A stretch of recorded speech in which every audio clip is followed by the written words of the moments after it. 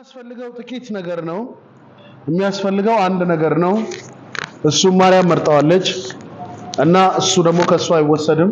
ማርታ አንቺ የኑሮ ስርዓት እንደማየው ከሆነ የመባከን ነው ብሎ ጌታ በሉቃስ ምዕራፍ 10 ላይ ቁጥር 38 ጀምሮ ስንመለከት ነበር ባለፈው ክፍል።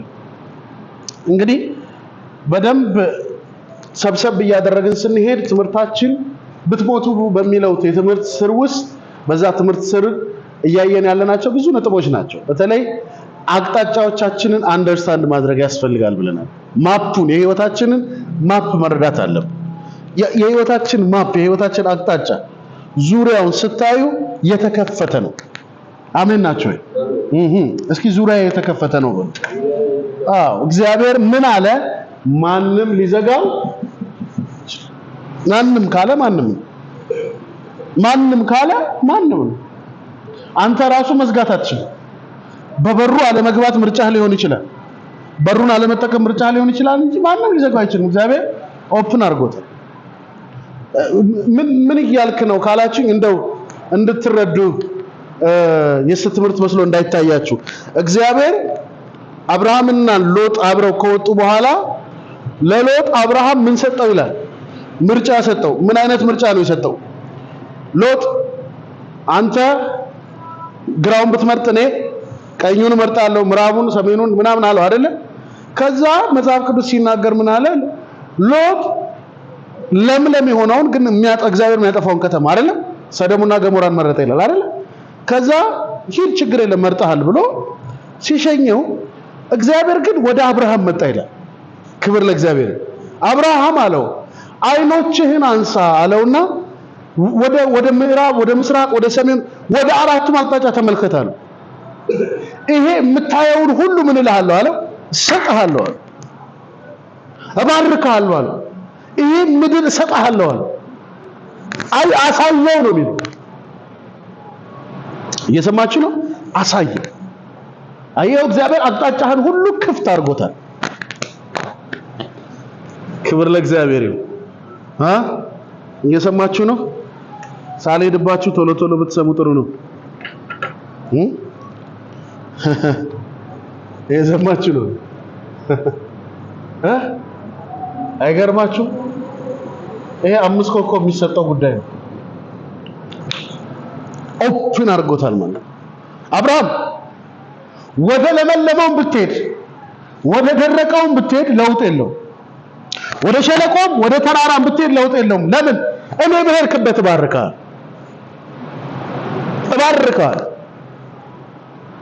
ስለዚህ አንድ አማኝ አቅጣጫዎቹ ሁሉ ክፍት እንደሆኑ በእግዚአብሔር ሕያውነት ውስጥ በመኖር መረዳት አለበት።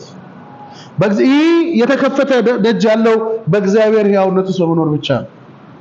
የኛ ከእግዚአብሔር ጋር የሚለየን ትልቁ ጠላታችን ኃጢአት እንዳይመስላችሁ።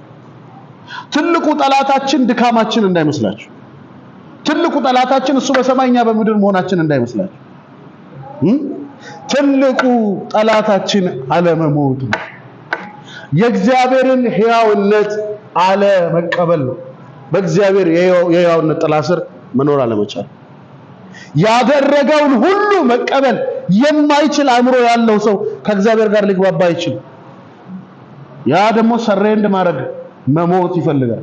ራስን መዝጋት የራስን ነገር የራስን ሕያውነት መዝጋት ይፈልጋል። ስለዚህ የሚያስፈልገው ያ ነው እያለ በብዙ መንገድ ስለ ማርያምና ስለ ማርታ ብዙ ነጥቦችን እግዚአብሔር መንፈስ አስተምሮናል ባለፈው ክፍል። እንግዲህ በማርያም ምርጫ ውስጥ መግባት ማለት አቅጣጫዎች ሁሉ እንደተከፈቱ ማየት ማለት ነው። አያችሁ? ማርያም ምንድነው ያለችው? ቁጭ ብላ ታየዋለች፣ ትሰማዋለች። ኢየሱስ የፈለገው እሱን ነው። ያ ሲዝን መስሚያ ሲዝን ነው። እግዚአብሔርን የምትሰሙበት ሲዝን። ለዛ ነው ህይወታችሁ የተከፋፈለ ነው። ህይወታችሁ የተከፋፈለ ነው ማለት ዓላማው ግን አንድ ነው፣ የተከፈተ ነው። ነገር ግን የተከፈለ ነው። የምትሰማበት ጊዜ አለ። ለመውረስ የምትነሳበት ጊዜ አለ። አእምሮን ቢውልድ የምታደርግበት ጊዜ አለ። አያችሁ? ትናንትና በጣም እና እዚህ ፕሮግራም አገልግዬ ሲሄድ በጣም እየሳኩ ነበረ። ሮቦት አርት ሚኒስትሪ ፊልም ይሰራሉ መንፈሳዊ ድራማ የሚሰሩት ልጆች ማለት ነው ሳይ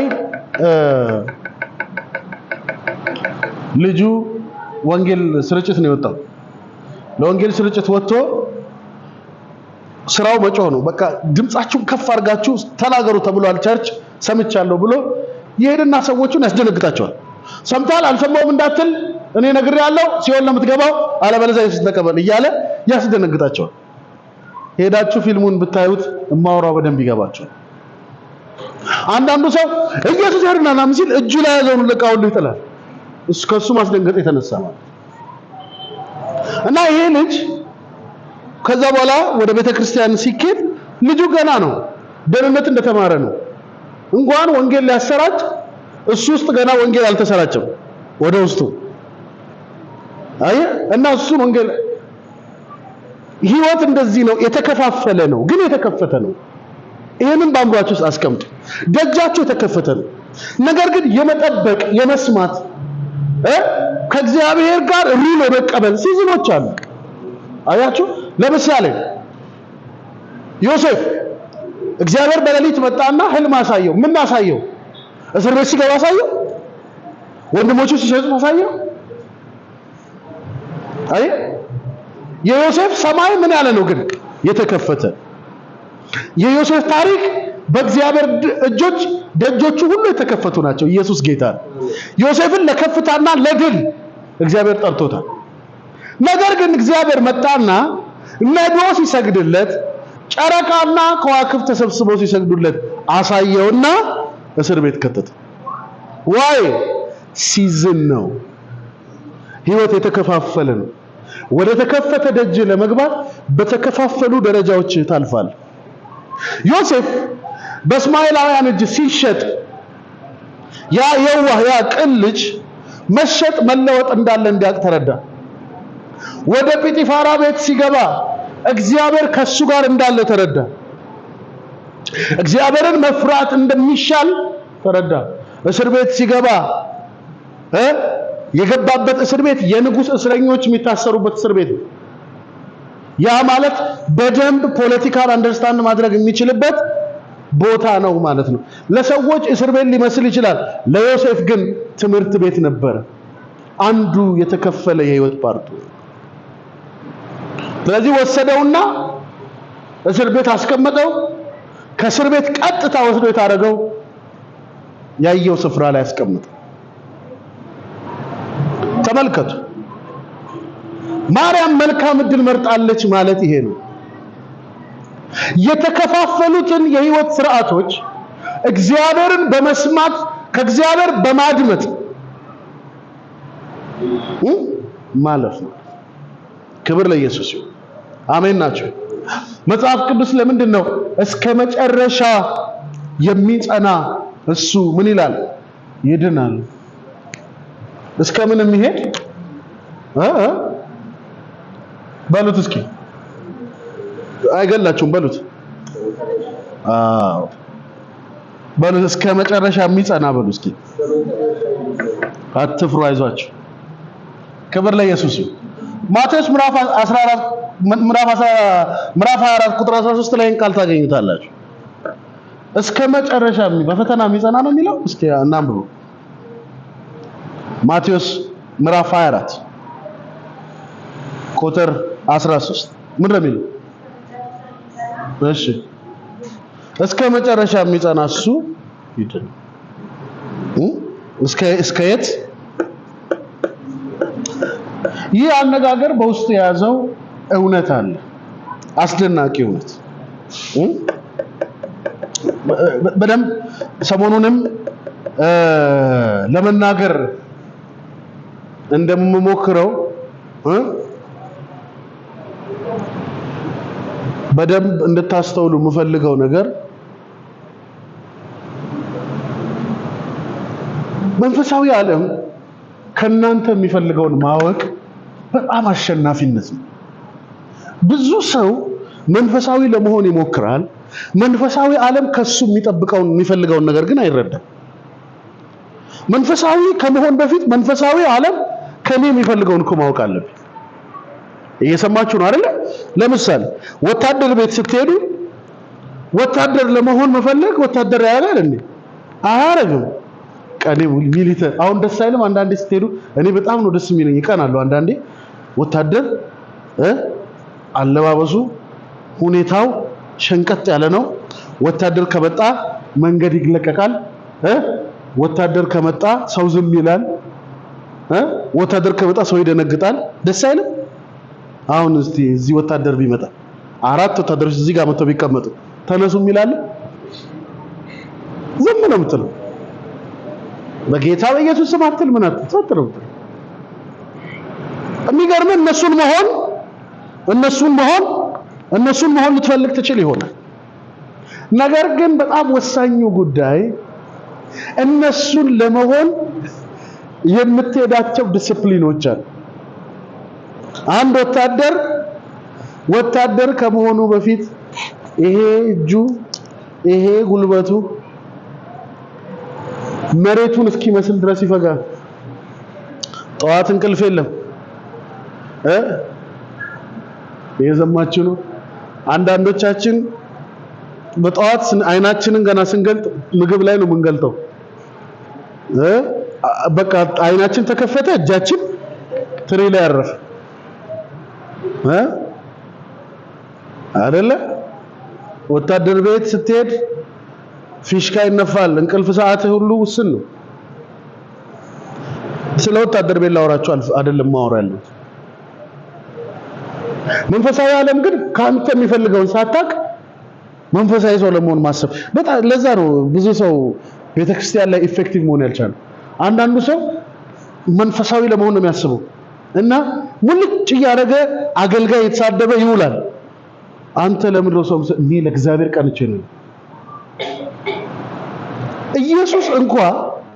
ኢየሱስ እንኳ ከቀራጭ ጋር የዋለው ለማዳን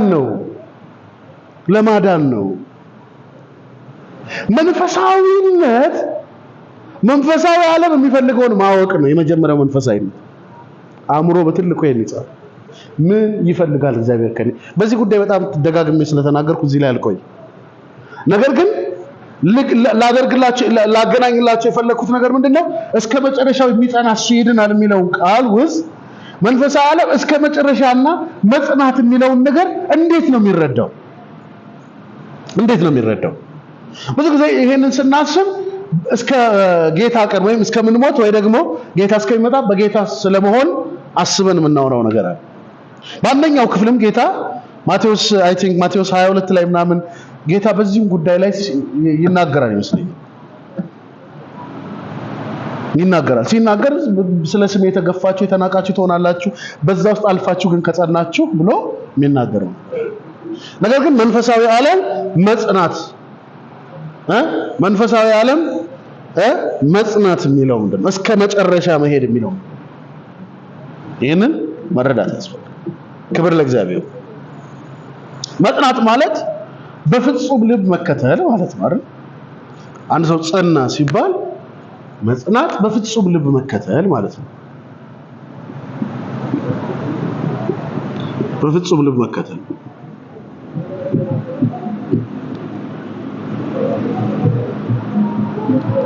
ክብር ለእግዚአብሔር። መጽናት በፍጹም ልብ መከተል። ሮሜ ምዕራፍ 8 ቁጥር 35 እንሂድ እስኪ። ሮሜ ቁጥር 35 ሮሜ ምዕራፍ 8 ቁጥር 35 እስከ 39 ምን ይላል? ከክርስቶስ ፍቅር ማን ይለየናል? ከክርስቶስ ፍቅር ማን ይለየናል? መከራ ወይስ ጭንቀት ወይስ ስደት ወይስ ረሃብ ወይስ ራቁትነት ወይስ ፍርሃት ወይስ ሰይፍ ነውን? ስላንተ ቀኑን ሁሉ እንገደላለን፣ እንደሚታረዱ በጎች ተቆጠርን ተብሎ እንደተጻፈ፣ በዚህ ሁሉ ግን በወደደን በእርሱ ከአሸናፊዎች እንበልጣለን። ሞት ቢሆን ሕይወት ቢሆን መላእክት ቢሆኑ ግዛትም ቢሆን ያለውም ቢሆን የሚመጣውም ቢሆን ኃይላትም ቢሆኑ ከፍታ ቢሆን ዝቅታም ቢሆን ልዩ ፍጥረት ቢሆን በክርስቶስ ኢየሱስ በጌታችን ካለ ከእግዚአብሔር ፍቅር ሊለየን እንዳይችል ተረድቻለሁ። ሐዋርያው ጳውሎስ ነው ይሄን የሚናገረው። በፍጹም ልቡ የሚከተል ሰው ማለት አማራጮቹን የዘጋ ሰው ማለት ነው። አማራጮቹን የዘጋ ሰው ማለት አንዴ በጌታ አንዴ በራሱ አንዴ በመርህ ጌታ አንዴ በጸሎቱ አንዴ በሰው ትንቢት አንዴ በመናምን የማይሆን ሰው እግዚአብሔር ላይ ባለ እምነት ለመኖር ዲሳይድ ያደረገ ሰው ወይንም ደግሞ ምርጫውን መሞት ያደረገ ሰው ማለት አያችሁ። መጽናት በፍጹም ልብ መከተል ማለት ነው። በፍጹም ልብ መከተል ማለት ምን ማለት ነው? አማራጮችን ሁሉ መዝጋት ማለት ነው። አማራጮችን ሁሉ መዝጋት ማለት ነው። የሰው ልጅ አእምሮ ወደዚህ ዕውቀት ማደግ አለበት። እየሰማችሁ ነው? ወደ መጽናት ከዛ ወደ ፍጽምና ማደግ አለበት። የአንድ መንፈሳዊ ሰው አእምሮ ወደ መጽናትና ወደ ፍጽምና ማደግ አለበት። ፍጽምና አማራጮችን መዝጋት ማለት ነው። መጽናት በፍጹም ልብ መከተል ማለት ነው። እነዚህ አባቶቻችን አሁን ሐዋርያው ጳውሎስ ለመናገር የሞከረው ነገር ማግኘትም አለማግኘትም ፈተናም አለመፈተንም ፍርሃትም መንግስታትም ማንም ቢሆኑ ልዩነት አያመጡም። እኛ ህይወት ውስጥ በክርስቶስ ሆነናል፣ በክርስቶስ እንጨርሳለን፣ በክርስቶስ ጀምረናል እያሉ ነው ያሉት። የሰዎች ያለመሞት ሲምፕተም ያልሞቱ ሰዎች እላያቸው ላይ በተደጋጋሚ የሚታየው ነገር ያማራጭ ሰው መሆን ነው። በአማራጭ የተሞሉ ሰዎች ነው። በደም ተመልከቱ። ቸርች ውስጥ ያልሞተ ሰው ተሸክመህ የምትሄድ ከሆነ ያ ሰውዬ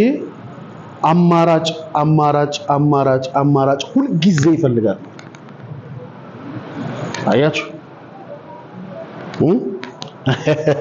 ትናንትና የነገርኳችሁ ድራማ ውስጥ ምን ትላለች ልጅቷ? አንተ ዝም ብለህ እየሄድክ ወንጌል ሰብካለሁ ብለህ ትደበደባለህ፣ ለኔ ግን ጌታ ጥበብ ይሰጠኛል አለች። ምን ጥበብ ሰጠኝ መሰል አለች። ልጁ ያዘኝና ጴንጤ ነሽ አይደለሽም ሲለኝ አለች ለጌታ አንድ ጸሎት ጸለይኩ አለች። ምን ብዬ ጸለይኩ መሰላቸው?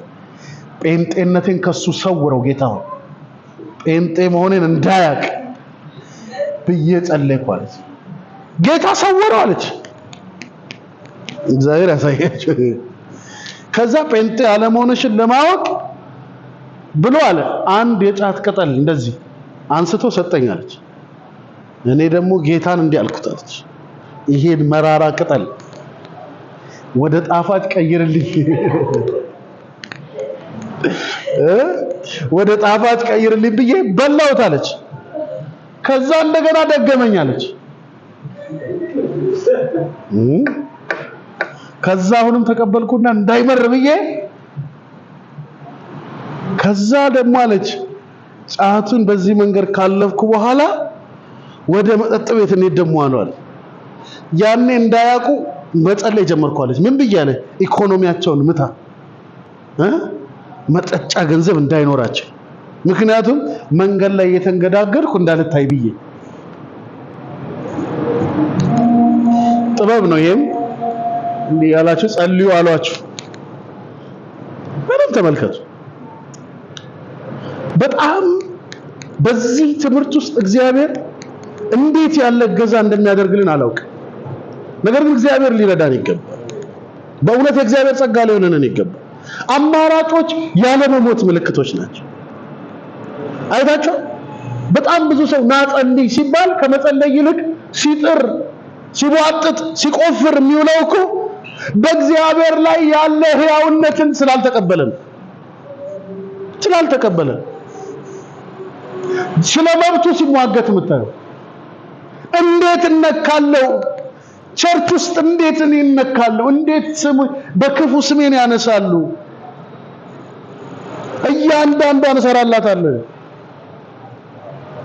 መስሪያ ቤት እንዴት እኔ ላይ እንደዚህ ያደርጋሉ? ቆይ አሳያታለሁ። ጠብቄ ጉዷን ነው የምዘረግፈው።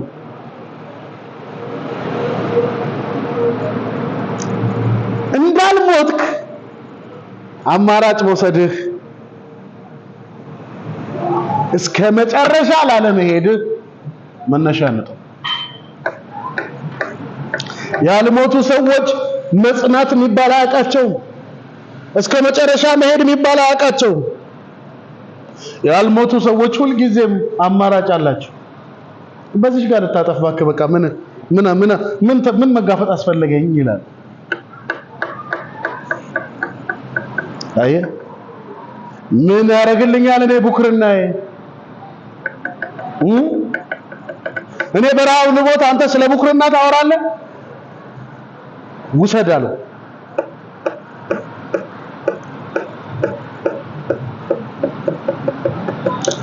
በሕይወታችሁ ውስጥ በደንብ እንድትረዱ የምፈልገው ነገር አለ። እግዚአብሔር አልለወጥም፣ እኔ እግዚአብሔር አልለወጥም ካለ አሁን አንተ ቁጭ ብለህ እግዚአብሔር አንተ አትለወጥም የሚል መዝሙር መዘመር ብቻ አይደለም ያለብህ። ስለ እግዚአብሔር የማይለወጥ አስተሳሰብ መገንባት ነው መቻል ያለብህ። እግዚአብሔር አይለወጥም። ይለወጣል እንዴ? አይለወጥም። እኛ ግን ስለ እግዚአብሔር ስንት ጊዜ ሐሳባችንን ቀይረን አሁን መዝሙሮች ብዙ ምናልባት እኔ ሳወራችሁ መተቸት የምፈልግ ሰው መስሏችሁ ሊሆን ይችላል። ነገር ግን ፍላጎቱም የለኝም። ግን አንዳንድ መዝሙሮች አሉ። ቅድም ራሱ እኔ እዚህ መጥቼ ቁጭ ብዬ ከፈትኩትና ጀምሬው ከዛ ቀየርኩት። ለምን ማንኳኳቴን አላቆምም? ምን ይላል መዝሙሩ? ከአፉ የበረከት ቃል እስከሚወጣ ድረስ እግዚአብሔርን መለመን አላቆምም የሚል ሐሳብ አለ። እግዚአብሔር ከዚህ በኋላ የሚናገረው የበረከት ቃል አለው እንዴ? የባረከን አይደለም የሚለው በሰማያዊ ስፍራ አይደለም? ምን ያለ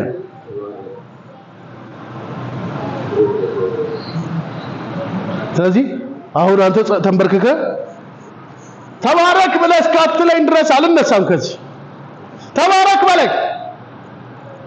እግዚአብሔር ደግሞ አልባረኩም እንዴ?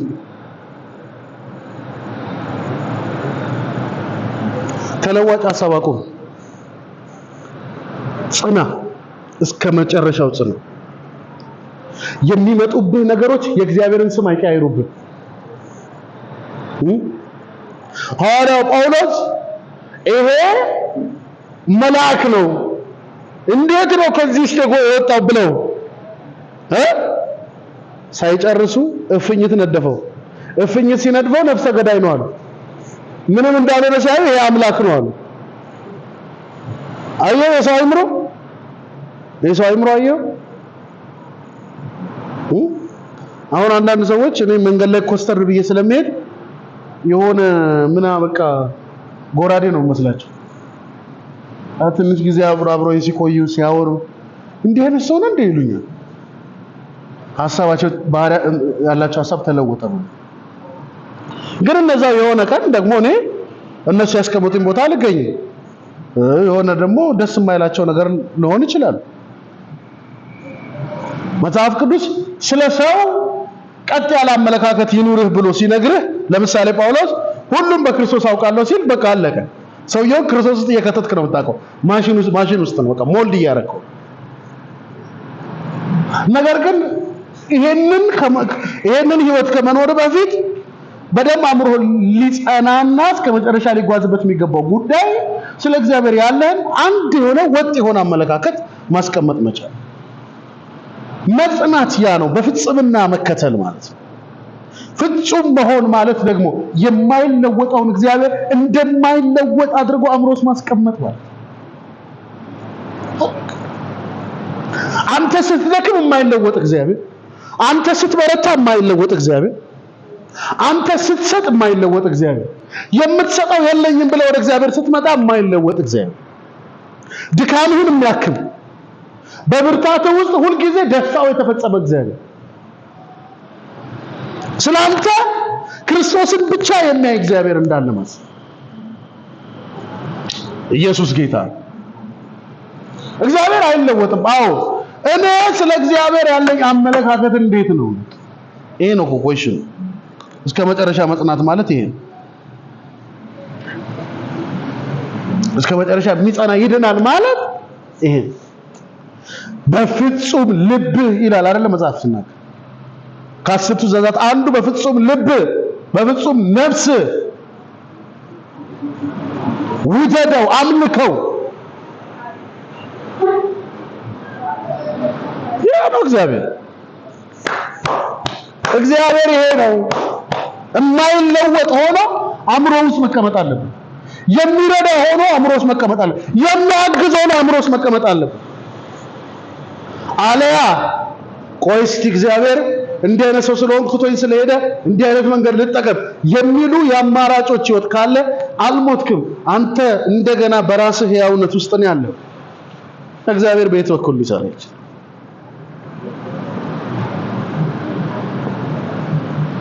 ተደገፈው፣ ታመነው፣ ራስን ጣል በእግዚአብሔር። እግዚአብሔርን ምንም አይለውጥብህ። ጳውሎስ ማግኘት ነው አለ፣ እግዚአብሔርን አይለውጠውም አለ። ማጣት ነው አይለውጠውም አለ። ከክርስቶስ ፍቅር የተሻለ ዕውቀት እኔ አላውቅም እያለ ነው ያለው ጳውሎስ። አላውቅ ክብር ለእግዚአብሔር። ዕውቀት ይመስለናል። ምን ነው እግዚአብሔር ዝም አለኝ? ምን ነው እግዚአብሔር አያይም እንዴ እኔን? ነገር ግን ዕውቀት አይደለም፣ ይሄ ክስ ነው። ይሄ እየሰማችሁ ነው? ጸሎትና ክስ ለዩ። ጸሎትና ክስ ለዩ።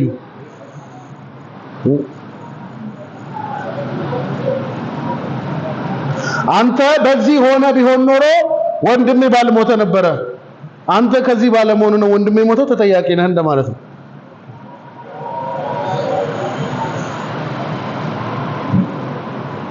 ማርታ ወንድምሽ ይነሳል ሲላት አይ ኖ በትንሳኤ ቀንማ እንደሚነሳ አውቃለሁ። ትንሳኤና ሕይወት እኔ ነኝ። የሚያምንብኝ ቢሞት እንኳን ያው ይሁን። አሁን ነው መነግርሽ ያለው። ወዴት አኖራችሁታል? አይተው አሁን ይሸታል። ተው። ለሷ ኢየሱስ በሕይወት ያለ የታመመ የሚፈውስ እንጂ የሞተ ያበቃን ነገር የሚያስነሳ አይደለም። ከእግዚአብሔር ጋር የሚያኖር ይሄ ዕውቀት ነው። የት ድረስ ነው ከእግዚአብሔር ጋር? እስከ መጨረሻው ትሄዳለህ፣ ድልን እስክታገኝ ድረስ። ነገሮች ባልጠበቅከው አቅጣጫ እየሄዱ ከሀዲዳቸው የወጡ እየመሰሉ በዛ ውስጥ እግዚአብሔርን ታምናለህ? አረ እግዚአብሔር አሳልፎ አይሰጠኝም ብለህ ታምናለህ? መጽናት እሱ ነው። ያው የእግዚአብሔር ሕያውነት ውስጥ መግባት ማለት እሱ ነው። መንገዳችሁ የምታገኙት ነገር፣ ያጣችሁት ነገር፣ ሰዎች ስለናንተ የሚያነሱት ጉዳይ፣ አስባችሁ አቅዳችሁ ያልሆነው ነገር እግዚአብሔርን ሊለውጠው አይገባም እናንተ አእምሮ ውስጥ። ምክንያቱም እግዚአብሔር ተለውጦብኛል ብላችሁ ብትሉ እናንተን እንጂ እግዚአብሔርን አፌክት አያደርገው።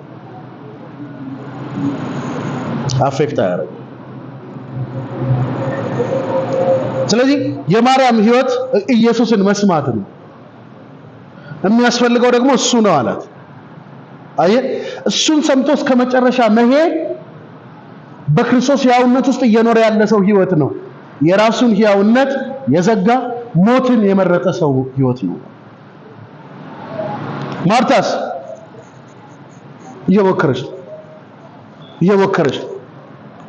የራሷን አስተዋጽኦ ለማድረግ እየሞከረች፣ ማርያምስ እግዚአብሔር የመረጠውን ብቻ እየኖረች። ደህና ናችሁ? እግዚአብሔርን ለማገዝ አትሞክሩ። እግዚአብሔርን ለማገዝ አትሞክሩ። በእግዚአብሔር ለመታገዝ ወስኑ። እየሰማችሁ? የእግዚአብሔርን ዙፋን ለማጽናት አትሞክሩ። ይልቁንስ በጸጋው ዙፋን ፊት በእምነት ቅረቡ።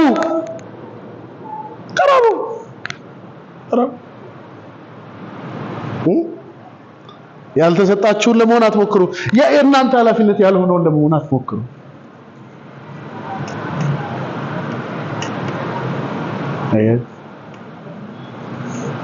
ለእግዚአብሔር ሐሳቢ ለመሆን አትሞክሩ። ይልቁንስ እግዚአብሔር እንደሚያስብለት በማወቅ በዚያ እውነት ተመላለሱ። እስከ መጨረሻ የሚጸና ሰው ማለት ይሄ ነው። በፍጽምና እግዚአብሔርን የሚከተል ሰው ማለት ይሄ ነው።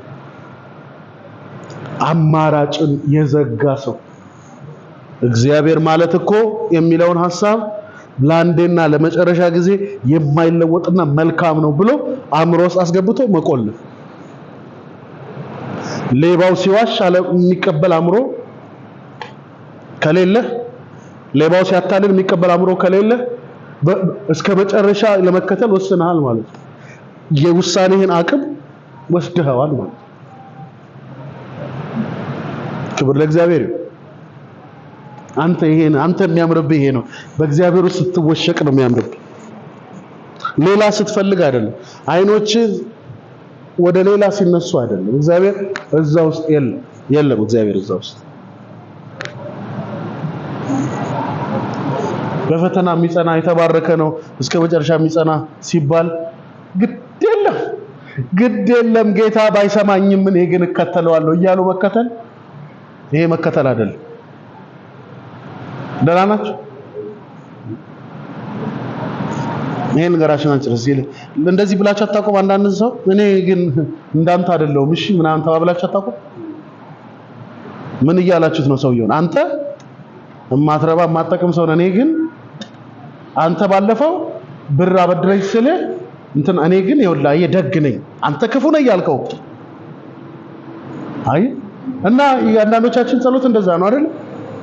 ቢሞላ ደሞ ባይሞላ ቢሳካ ደሞ ባይሳካ እረኔ አላውቅም።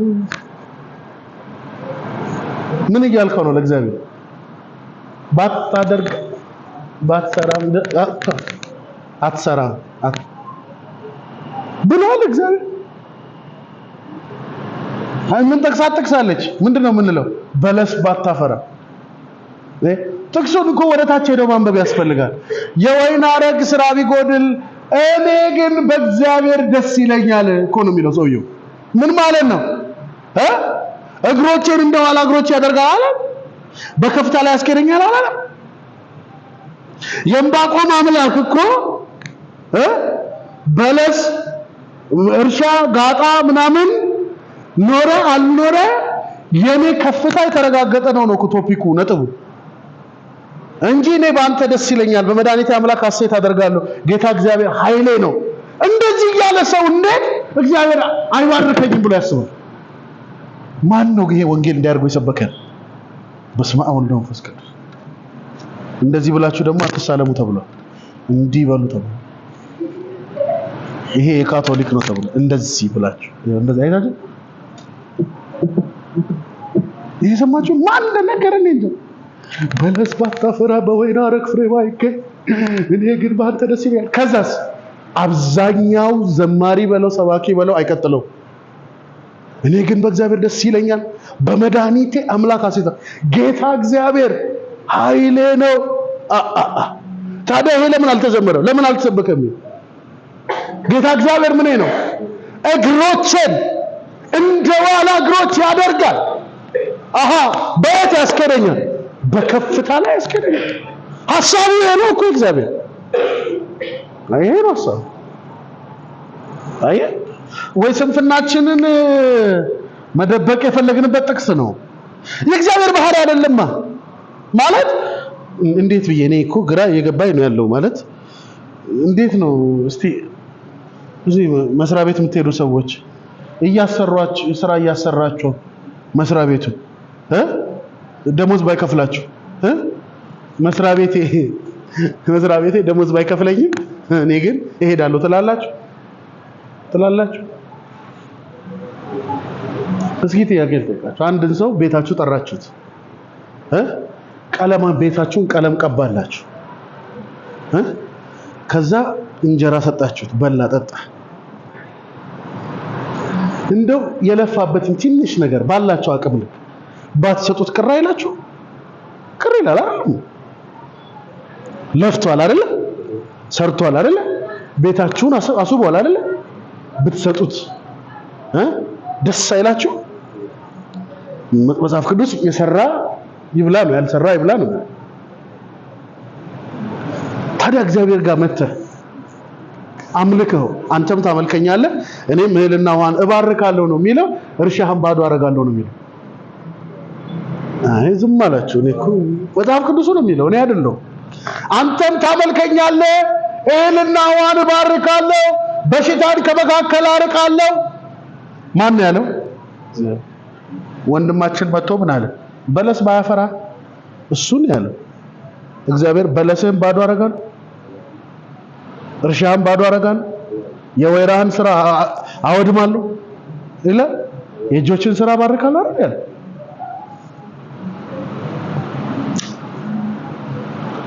እስከ መጨረሻ መጽናት ማለት ይሄ ነው አያችሁ በየሁኔታው ለእግዚአብሔር የዳቦ ስም አለማውጣት እግዚአብሔር አንድ ጊዜ የሰጠኸውን ስም አንድ ጊዜ የሰጠኸውን ማሸነፍ አንድ ጊዜ የሰጠኸውን የጌትነት ያለቅነት ስፍራ እስትንፋስ እስከምታበቃ ድረስ እግዚአብሔርን እዛው ስፍራ ላይ ማስቀመጥ ማለት ነው እስከ መጨረሻ መጽናት እንጂ እግዚአብሔር አይምሮት ዋጋ አጥቶ እስከ መጨረሻ በቃ አገልግል ብሎኛል ብለ አይምሮ እኮ እግዚአብሔር ጣልከኝ አይደል ተውከኝ አይደል እያልክ መቀጠል ማለት መጽናት ማለት አይደል ግዴለም እግዚአብሔር ጓዳዬን ባዶ ቢያደርገው ግዴለም እግዚአብሔር ስራ ባይሰጠኝ ምን ባይለኝ እያልክ ኖረ ሞተ ከዛ በኋላ መቃብር ላይ ሄደ እግዚአብሔርን አምኖ አለ ሊባልለ ሸማይዘ መንግስተ ሰማይ ሆነ ሰው ታች ሲዘምር አይደብር አረባካችሁ ዝም በሉ ብዙ ሰው እንደዛ ሲል ገጥሞኛል እኔ ላይ ሆኖ አረ ዝም በሉ ባካችሁ እኔ እንደዛ አልኖርኩም አሁን ነው የገባኝ የሚል ሰው አለ ላይ ሄዶ መጽናት ይሄ ነው ይሄ ጥቅስ በነገራችሁ ላይ እኔ በደንብ እንድታቁልኝ የምፈልገው ነገር ይሄ መጽሐፍ ቅዱስ መሬት ነው የሚሰራው ሰማይ ስትሄድ ይሄን መጽሐፍ ቅዱስ ይዘው አይደለም ይሄ መጽሐፍ ቅዱስ እዚህ ምድር ላይ ላለ ከእግዚአብሔር ጋር ላለ ህይወት ነው የተጻፈብን ከዛ ሄደ እግዚአብሔር ዙፋን ፊት እስከ መጨረሻ የሚጸና እሱ ይድናል አላልክም ይኸውልህ ተብሎ እንደተጻፈ ማቴዎስ ላይ እንዳለው ምናምን ልትለው ነው እንዴ እዛ ምንም እኮ ማብራሪያ የለም ሁሉ ነገር የተገለጠ ነው አንተ ሳታወራ ነው ነገር የሚያልቀው በእግዚአብሔር የሙላቱ ዓለም ውስጥ ነው እኮ የምትገባው ስለዚህ መጽናት እስከ መጨረሻ መሄድ ማለት ይሄ እስከ መጨረሻ መሄድ ማለት መጽናት ማለት ምን ማለት ነው ታውቃላችሁ ትክክለኛ አሰማም ማለት ማርያም የመረጠችውን እድል መስማትን የመረጠ ሰው የሚጸና እስከ መጨረሻ የሚሄድ ሰው ነው የሰሙ ሰዎች መስማታቸው የሚታወቀው እስከ መጨረሻ በመጓዛቸው የእግዚአብሔርን ስም ባለመቀየራቸው ስለ እግዚአብሔር ያለን እውነታ ባለመካድ ኤልያስ ሄዶ እናንተ ሲፈልጉት ምናልባት ቀፊራ ሽንኩርት ሊገዛ ሄዶ ይሆናል ወይ ሲማትም ሊገዛ ሄዶ ይሆናል እንጠብቀው ትንሽ አለ እስቲ ቢቧጭሩ ቢቧጥጡ ያውቀዋል አልተጠራጠረም የእናንተን አምላክ ግን ቅድሚያ ልስጠው ችግር የለም ማለት ቢፈልጉ እሱ ግን አንድ ጊዜ ጠራው አንዴ ነው የጠራው ፊቱን አልቧጨረም ሰዓታት አልፈጀም አንዴ ነው የጠራው ሰምቶ በሰዓት መለሰለት ስለ እግዚአብሔር ያለ ስም ነው ውጤትን የሚወስነው። በእውነት ልንገር፣ በእውነት የብዙዎቻችን ነገር የቆመው፣ የብዙዎቻችን ነገር መራመድ ያቃተው፣ የብዙዎች ነገር ፌል የሚያደርገው ስለ እግዚአብሔር ያላቸውን አመለካከት በሂደት ስለሚቀይሩ፣ አማራጮችን ስለሚጠቀሙ። እግዚአብሔር ከዚህ ይጠብቅ። አሜን ናችሁ?